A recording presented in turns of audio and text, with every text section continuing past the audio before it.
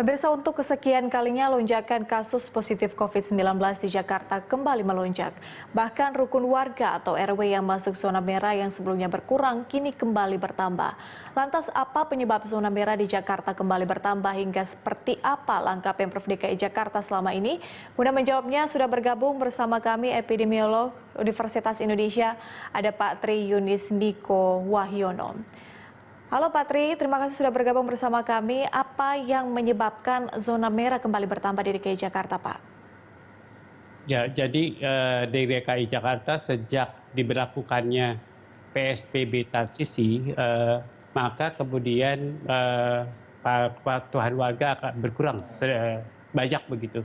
Kepatuhan pada pemakaian masker, kepatuhan jaga jarak, kepatuhan dan kemudian keramaian atau kerumunan sering terjadi begitu. Nah, dengan demikian kalau DKI pakai patokannya adalah arti, itu salah sekali. Bahwa arti kurang dari satu itu akan menurun, salah begitu.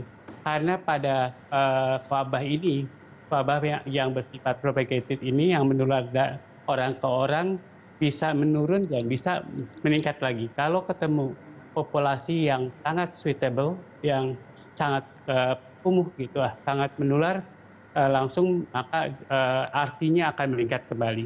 Jadi jangan pakai patokan arti. Jadi itu kerumunan banyak, begitu kumpulan masyarakat yang tidak patuh banyak, maka akan terjadi peningkatan kembali. Oke, berarti Anda melihatnya bahwa adanya penambahan kasus kembali, kemudian juga penambahan zona-zona merah di DKI Jakarta ini adalah terkait dengan disiplin warganya sendiri.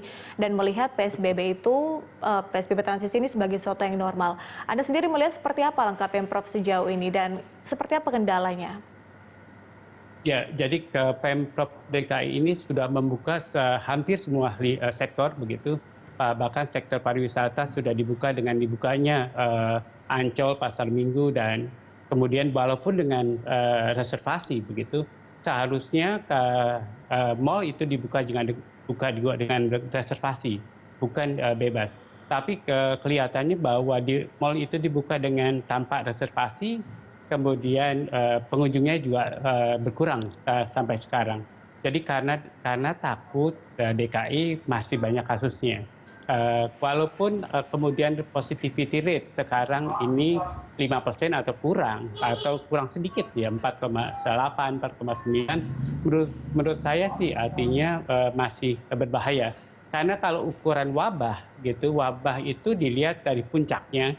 Puncaknya itu bulan April, yaitu puncaknya 800 kasus dalam seminggu ya. Kalau itu diperiksanya itu masih 10.000 pada tingkat nasional, artinya mungkin DKI akan ribuan, 1.000 atau 2.000. Kalau sekarang diperiksanya 4.000 atau 6.000 atau 8.000 bahkan.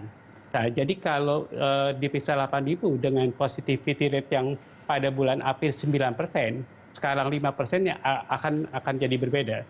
Tapi sekali lagi bahwa kalau arti dipakai pada patokan penularan itu tidak tepat. Tapi positivity rate bisa dipertimbangkan begitu. Positivity rate di atas 5% atau mendekati 5% masih sangat berbahaya kalau itu dilonggarkan. Bahkan harus dilihat jumlah kasusnya. Jumlah kasusnya maksimalnya 800 atau bahkan 1.000 bisa kalau distandarisasi dengan jumlah yang sekarang, mungkin 1.200 ya, sekarang seminggunya mencapai 800. Jadi kalau dilihat 1.000 dibanding 800 belum menurun banyak.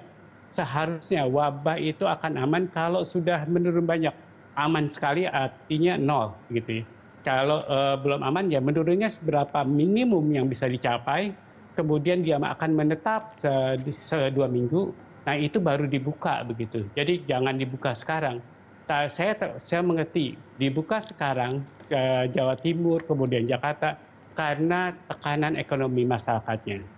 Oleh karena itu dibuka, tapi jangan lupa kapan ditutupnya. Sehingga menurut saya baik itu gugus tugas nasional maupun gugus tugas provinsi memperketat PSBB kembali bila terjadi peningkatan yang lebih tinggi dari puncak pada bulan April untuk DKI Jakarta, dan untuk Jawa Timur juga harus dikunci kembali kalau puncaknya terlebihi. Kira-kira begitu. Oke, berarti Pemda harus perketat PSBB di masyarakat seperti itu. Pak Tri Wahyono, epidemiolog Universitas Indonesia, terima kasih sudah bergabung bersama kami di Prime Time.